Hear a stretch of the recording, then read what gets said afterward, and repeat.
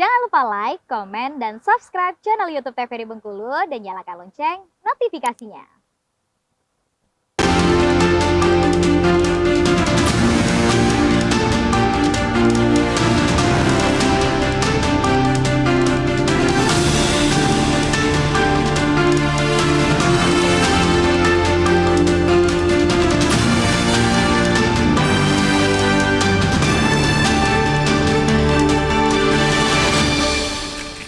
Terima kasih Anda masih bersama kami di Berendo TVRI Bengkulu. Pemirsa, tentunya dalam tahapan seleksi terdapat beberapa yang harus dilalui oleh para peserta. Langsung saja kita tanyakan kepada Bapak Fernandes nih Pak. Untuk tahapan apa saja sih Pak yang harus dilalui oleh calon anggota KPU? Ya, secara garis besar ada 3 tahapan yang akan dilalui KPU dan sekarang sudah di proses tahapan yang terakhir sebenarnya. Jadi tahapan pertama itu adalah proses pendaftaran dan penelitian verifikasi administrasi dan itu sudah selesai. Kemarin ada 68 orang yang menyerahkan berkas dan sudah kita seleksi dan semuanya sudah dinyatakan lulus administrasi. Karena semua lengkap berkas dan kemudian berkasnya bersesuaian. Nah, dari 68 itu kemudian mereka mengikuti tes tertulis dan psikotes. Dan itu tes tertulis sudah dari KPU RI suratnya dan psikotes yang melakukan Mabes TNI, Pak. Bagian psikologi Angkatan Darat. Nah, itu yang barusan kemarin kita umumkan. Dari 68 itu kita hanya diminta untuk menyaring menjadi 20 besar. Oh, sekarang nah, kita 20 ya, Pak? sudah melakukan proses 20 besar. Nah, sekarang tahap akhir adalah mereka besok akan mengikuti tes kesehatan dan tes kesehatan fisik, baru kemudian dilanjutkan di tanggal 19 mengikuti tes wawancara dengan tim sel. Nah, nanti tim sel akan pleno untuk menentukan 10 besar. Nah, 10 besar ini yang kemudian akan dikirim ke KPU RI dan nanti KPU RI akan melakukan proses FPT, fit and proper test untuk menyaring menjadi 5 besar anggota KPU Provinsi Bengkulu. Baik, cukup ketat ya Bapak untuk seleksinya. Betul. Nah, untuk masyarakat apakah bisa ikut berkontribusi nih Bapak pada saat seleksi ini Pak? Ya, apalagi pada saat sekarang sesuai dengan pengumuman kami di 20 besar, kami meminta tanggapan dan masukan dari masyarakat. Silakan kemudian masyarakat memberikan tanggapan dan masukan terhadap 20 besar yang sudah kami umumkan kemarin.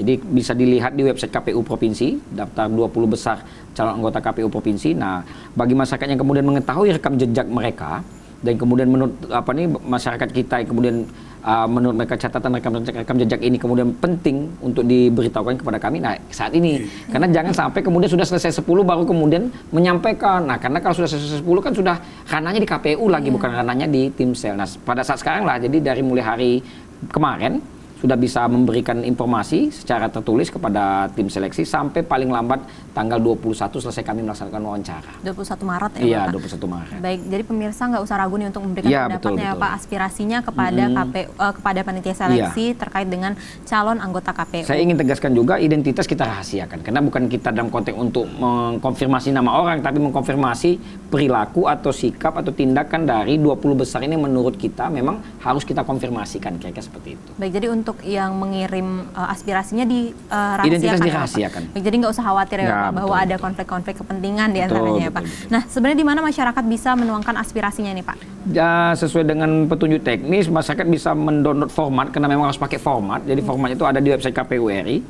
format tanggapan dan masukan masyarakat.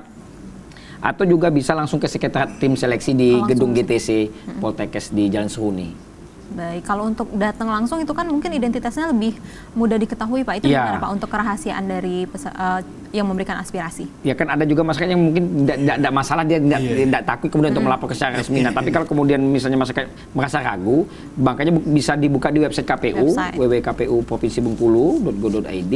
Nah, itu ada format silakan kemudian diisi. Nah, nanti bisa dikirimkan ke sekretariat tim seleksi. Baik, tapi juga harus jelas ya Bapak apa alasannya. Jangan malah dendam pribadi nih. Ya, harus dengan identitas karena kita juga merujukannya identitas. Jadi kalau dia tanpa no name, kita juga sulit mengkonfirmasi ini kebenaran atau tidak, kira-kira gitu. Iya.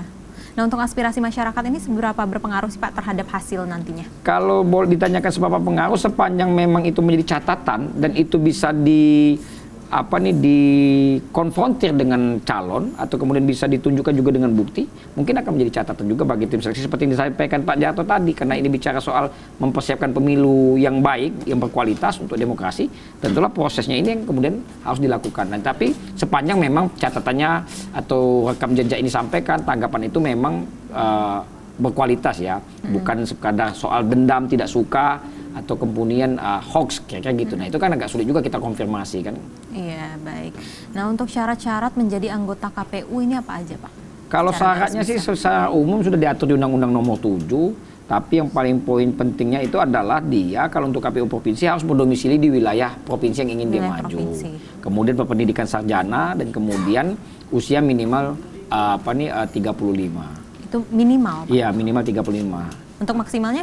Maksimal enggak ada, Oh, dia nggak minimal ada, Pak. 35. Tetap minimal 35. Baik, mungkin kita beralih dulu kepada Bapak Jarto Tarigan ya, Bapak.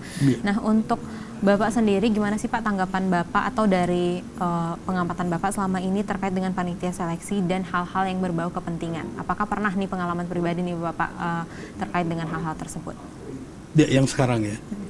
Jadi tadi saya sudah jelaskan kalau saya lihat dari tim sel ini, tadi saya sudah katakan menurut saya beginilah mestinya tim sel itu. Jadi artinya kita secara aktivitasnya selama ini tidak ada pikiran kita dia ke kiri dan ke kanan. Nah ini penting sekali sebab kalau misalnya ya ada kecenderungan selama ini aktivitas kehidupannya sehari kok seperti dia di partai A, di partai B dan sebagainya kan ini kan mempengaruhi kita. Iya. Saya jujur saya katakan tadi begitu saya tahu nama-nama orang ini kemarin itu wah kalau begini ada rasa mantap di hati lah bahwa Yakin ya, Pak ya? Iya orang-orang ini kalau lihat rekam jejak orang ini adalah orang-orang yang netral lah. Iya. Netral dalam arti dia tidak berada di suatu pihak tertentu gitu. Nah ini penting sekali sebab begitu misalnya ada orang kontroversial pernah jadi sekretaris partai B, ini kan membuat kita walaupun sekarang lagi tidak misalnya.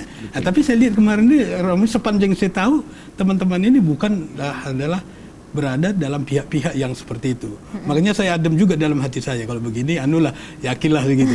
Rekam jejaknya iya, baik ya, jadi Bapak, iya untuk maka saya yakin dalam pribadi saya nih yakin saya maka mereka pun juga akan memilih langkah-langkah berikutnya juga dengan cara berpikir yang seperti begitu ya. Bahwa yang terbaik adalah kita pilih dengan tidak memperhitungkan dari sisi kepentingan kelompok ataupun kepentingan pribadi.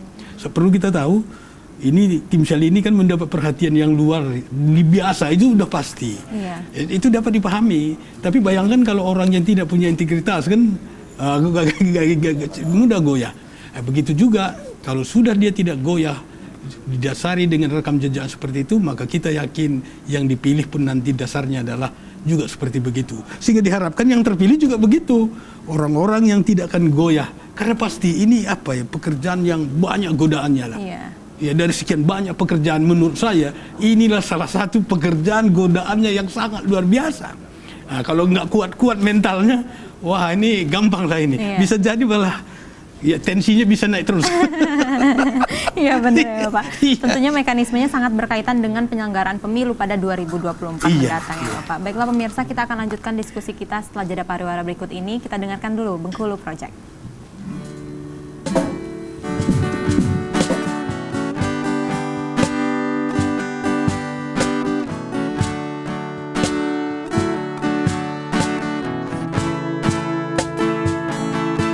Beta janji, beta jaga, ale untuk selalu.